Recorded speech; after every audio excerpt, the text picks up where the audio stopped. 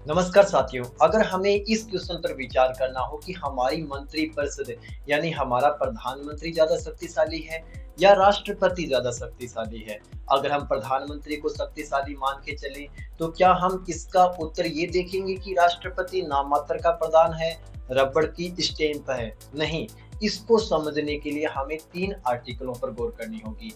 तीनों आर्टिकल हमें बताएगा कि हमारे यहाँ गाड़ी यानी आपकी सरकार कैसे चलेगी, जो चरित्र बताता है।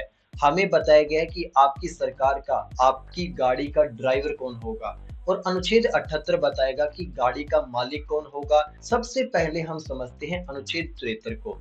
अनुच्छेद 73 कहता है कि राष्ट्रपति प्रधानमंत्री और मंत्रिपरिषद की सलाह के अकॉर्डिंग काम करेगा। तो यहाँ पर हमें ये देखना है और सलाह बाध्यकारी होगी। तो राष्ट्रपति को जो भी मंत्रिपरिषद सलाह दे देगा वो उसे मान लेगा। इस कंडीशन में शक्तिशाली हो गया मंत्रिपरिषद, शक्ति आ गई मंत्रिपरिषद के पास में।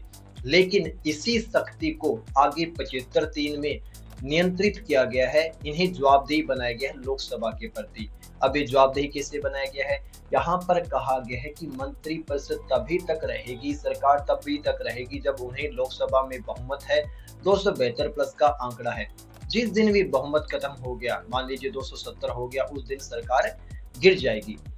73 शक्ति देता है, 75 जवाबदेही बनाता है और 78 कहता है कि आपका पीएम कोई भी काम करेगा, आपकी मंत्रिपरिषद कोई भी काम करेगी, कानून निर्माण से संबंधित या फिर अन्य कोई प्रशासनिक काम करेगी, तो उसकी रिपोर्ट राष्ट्रपति को देना होगा। सरकार यानी गाड़ी यानी ड्राइवर कोई भी काम करेगा, उस कंडीशन में गाड़ी की रिपोर्ट आपके मालिक को देनी होगी, राष्ट्रपति को देनी होगी। राष्ट्रपति मंत्रिपरिषद से, प्रधानमंत्री से पल-पल की खबर ले सकता है, देश में क्या चल रहा है। तो यहाँ पर हम मान के चलेंगे कि राष्ट्रपति नाममात्र का प्रधान तो नहीं ही है, उसके पास कुछ शक्तियाँ हैं जो अनुच्छेद 78 में बताई गई है। अब हम इसका निष्कर्ष निकालते हैं। निष्कर्ष ये है कि 42वें संविधान संशोधन से राष्ट्रपति को मंत्रिपरिषद की सलाह मानने के लिए बाध्यकारी बना दिया था। लेकिन आगे जाकर जनता पार्टी ने 44वें संविधान संशोधन से मंत्रिपरिषद की सलाह को पुनर्विचार के लिए एक बार के लिए लौटाने की शक्ति दे दी थी।